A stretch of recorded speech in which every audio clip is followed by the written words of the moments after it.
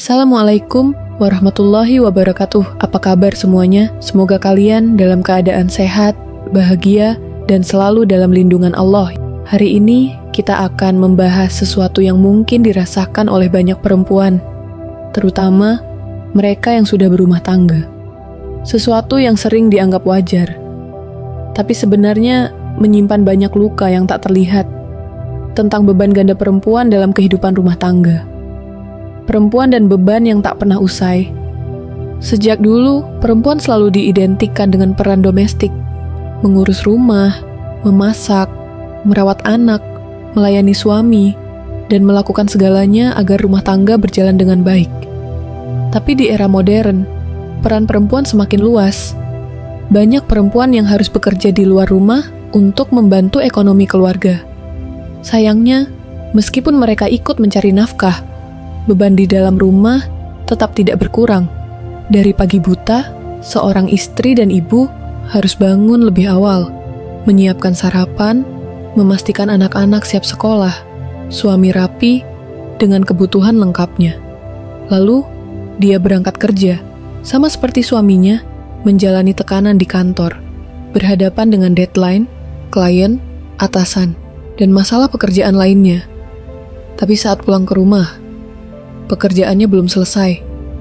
Saat suami bisa beristirahat setelah kerja, perempuan justru masih harus memasak, membersihkan rumah, membantu anak-anak belajar, mencuci baju, dan entah berapa banyak hal lain yang harus dikerjakan. Semua ini dilakukan tanpa keluhan, karena ada pemikiran bahwa ini adalah kewajiban perempuan, tuntutan yang terlalu banyak. Seorang istri ingin menjadi yang terbaik untuk keluarganya. Dia ingin rumah bersih, anak-anak tumbuh sehat dan bahagia, suami merasa nyaman di rumah. Tapi seringkali, tuntutan yang datang kepadanya terlalu banyak. Kok rumah berantakan sih? Makanannya biasa aja, coba buat yang lebih enak. Anak kita kok nilainya turun? Kamu kurang perhatian ya? Aku capek kerja seharian, jangan banyak minta bantuan lah. Sebagai manusia, perempuan juga memiliki keterbatasan. Dia juga bisa lelah. Dia juga bisa merasa tidak dihargai. Tapi anehnya, seringkali perempuan tidak punya ruang untuk mengeluh. Jika dia mengeluh, dia dianggap tidak bersyukur. Jika dia meminta bantuan suami, dia dianggap terlalu banyak menuntut. Jika dia mencoba meminta sedikit waktu untuk dirinya sendiri, dia dianggap egois. Ketika suami dan istri tidak sejalan, seharusnya rumah tangga adalah tentang kerjasama.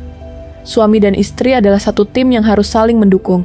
Tapi kenyataannya, seringkali istri merasa seperti bekerja sendiri dalam mengurus rumah tangga. Sementara, suami merasa bahwa pekerjaan rumah itu hanya tugas istri semata. Tidak jarang suami berkata, "Aku kan sudah kerja cari uang, tugas kamu ya urus rumah." Seolah-olah suami hanya bertanggung jawab di luar rumah. Sementara segala hal di dalam rumah menjadi beban istri sendirian. Padahal keluarga adalah tanggung jawab bersama. Rumah bukan hanya milik istri, anak-anak bukan hanya tanggung jawab ibu.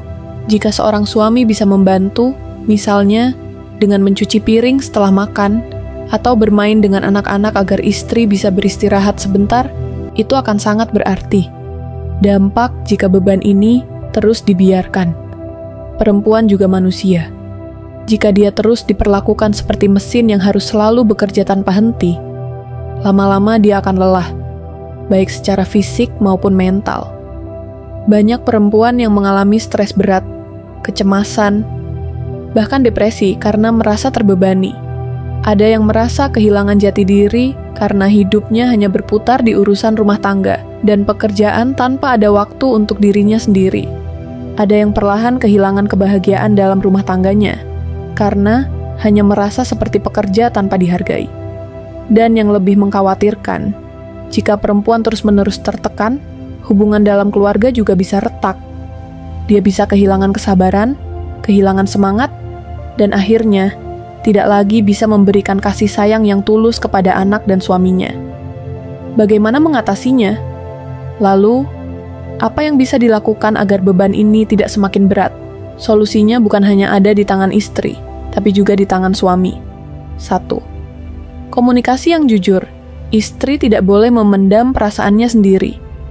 Jika merasa terlalu lelah atau butuh bantuan, bicarakan dengan suami. Jangan takut untuk menyampaikan apa yang dirasakan.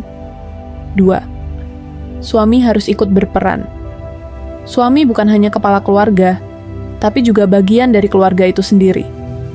Tidak ada salahnya membantu istri, entah dengan mengurus anak, memasak sesekali, atau sekadar menemani istri berbicara agar dia tidak merasa sendiri. 3. Menjaga keseimbangan perempuan juga butuh waktu untuk dirinya sendiri. Jika dia merasa bahagia dan tidak terlalu terbebani, dia bisa memberikan energi positif kepada keluarganya. Suami perlu memahami bahwa istrinya juga manusia yang butuh istirahat dan kebahagiaan. 4. Hilangkan mentalitas patriarki yang berlebihan. Sudah saatnya kita mengubah pola pikir bahwa pekerjaan rumah tangga hanyalah tugas perempuan.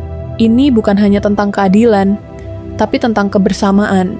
Jika rumah tangga dikelola bersama, semuanya akan terasa lebih ringan dan lebih harmonis. 5. Jangan menyepelekan perasaan pasangan. Jika seorang istri mengatakan dia lelah, jangan langsung menganggapnya mengeluh atau tidak bersyukur. Dengarkan, pahami, dan cari solusi bersama.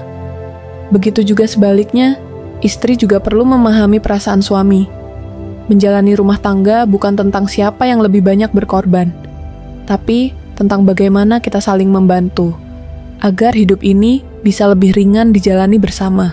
Suami dan istri adalah satu tim, dan dalam tim yang baik, semua orang punya peran yang seimbang. Jadi, buat para suami, mulailah lebih peduli dan ikut serta dalam rumah tangga. Dan buat para istri, jangan merasa bahwa kalian harus melakukan segalanya sendirian. Kita semua manusia, dan manusia butuh saling mendukung. Bagaimana menurut kalian? Apakah kalian pernah merasakan hal seperti ini? Silakan bagikan pendapat kalian di kolom komentar. Jangan lupa like dan subscribe agar kita bisa terus berbagi inspirasi dan motivasi. Terima kasih sudah menonton, dan sampai jumpa di video selanjutnya. Wassalamualaikum warahmatullahi wabarakatuh.